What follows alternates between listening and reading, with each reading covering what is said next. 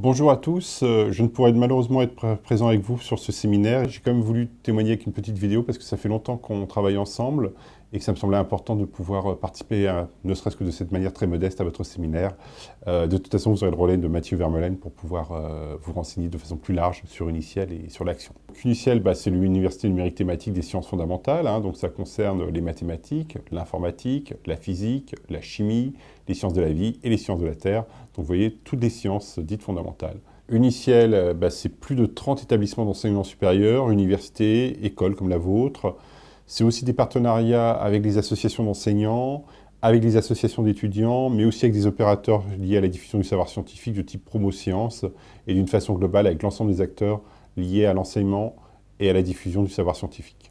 Nos missions dans le cadre initial, elles sont de l'ordre de 4. La première, c'est de valoriser la production. Donc valoriser la production, c'est bien sûr valoriser votre travail de production, valoriser vos ressources pédagogiques, celles que vous créez au quotidien. Notre deuxième mission, c'est lutter contre l'échec. Vous êtes peu concernés dans cette école, évidemment, mais c'est aussi, on sait bien que sur la filière scientifique, c'est un vrai problème. La troisième mission, c'est de renforcer l'attractivité de nos filières. De plus en plus, y compris sur des filières d'ingénieurs, on a de plus en plus de gens qui partent vers des filières dites plus faciles sur le sujet. Et donc on essaie de renforcer l'attractivité de nos filières en diffusant au maximum les différents métiers, les différentes orientations qui sont possibles sur le sujet. La quatrième mission, c'est de participer au rayonnement de l'enseignement scientifique francophone. Je crois que vous avez déjà une action assez prépondérante dans le cadre d'IOMED, dans l'aspect méditerranéen et Maghreb. Eh bien, on procède aussi dans le cadre d'IOMED, mais aussi dans d'autres cadres plus larges, au rayonnement de l'enseignement scientifique francophone. Toutes ces missions, évidemment, se traduisent en objectifs opérationnels. Je vais en citer 3 principaux. Le premier, c'est de recenser les ressources déjà produites, déjà existantes, donc pour valoriser ces ressources. Le deuxième, c'est de produire des ressources mutualisables. Et le troisième objectif opérationnel, c'est de développer les communautés d'enseignants. Je vais donc faire un focus sur chacun de ces 3 objectifs opérationnels pour pouvoir le développer un tout petit peu plus. Le premier focus, c'est sur l'objectif opérationnel recensement et indexation. Donc l'idée, c'est évidemment de mettre en valeur, en utilisant des outils de type OAI, donc moteur de recherche, indexation et autres, tout ce qui vous permet de faire connaître et de rendre accessible vos ressources. Une ressource qui dort dans un placard, ce n'est pas très intéressant, qui dort sur un disque dur non plus. Et donc le principe est évidemment le suivant, mettre la ressource à disposition de l'ensemble des personnes qui en ont besoin ou qui le désirent.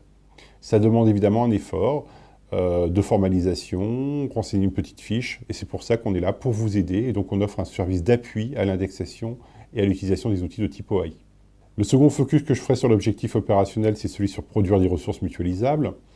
Je vais pas un peu insister dessus parce que c'est souvent pas très bien compris, mais c'est très clair qu'un enseignant ne prend pas un cours complet ne s'approprie pas un cours complet. Il a besoin de prendre un cours, de le décomposer, d'en prendre certains morceaux, d'en prendre d'autres, de le mélanger avec d'autres, de mettre ses propres productions à l'intérieur.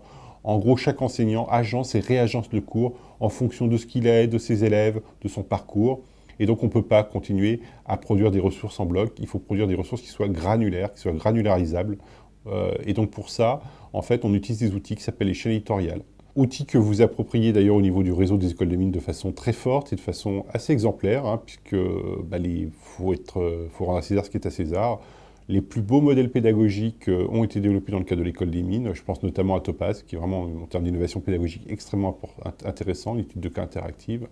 Donc vous appropriez ces outils, et ces outils sont malheureusement un peu plus contraignants au niveau de la mise en forme, au niveau de l'écriture, mais c'est un effort qu'on vous demande parce que ça vous permet une véritable mutualisation, c'est-à-dire une véritable capacité à assembler, à désassembler des grains qui vous permettent de construire votre cours à votre manière et pour vous. Donc un effort que vous faites en tant qu'auteur qui vous servira plus tard pour pouvoir mutualiser ou que d'autres puissent s'approprier cette mutualisation.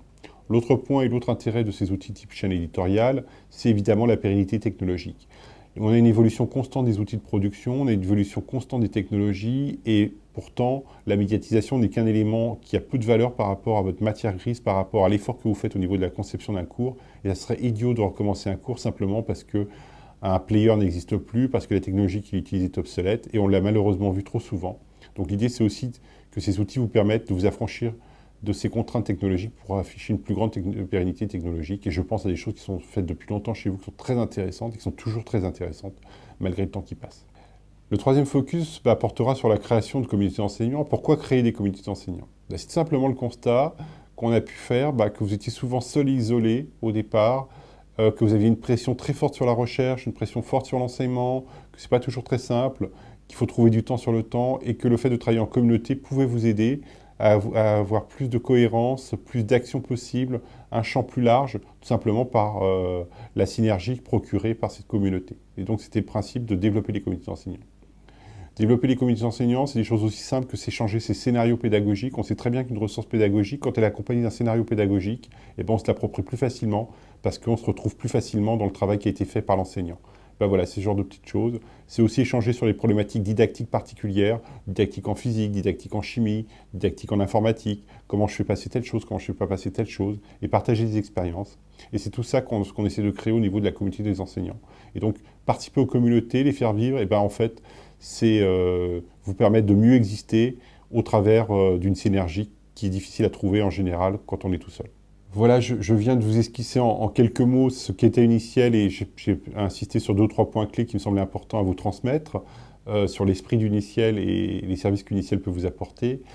N'hésitez pas à demander à Mathieu Vermeulen plus d'informations, n'hésitez pas à aller sur notre site, n'hésitez pas à nous contacter en direct, on est à votre service et une UNT c'est avant tout au service des enseignants et au service des étudiants, donc n'hésitez pas à nous interpeller.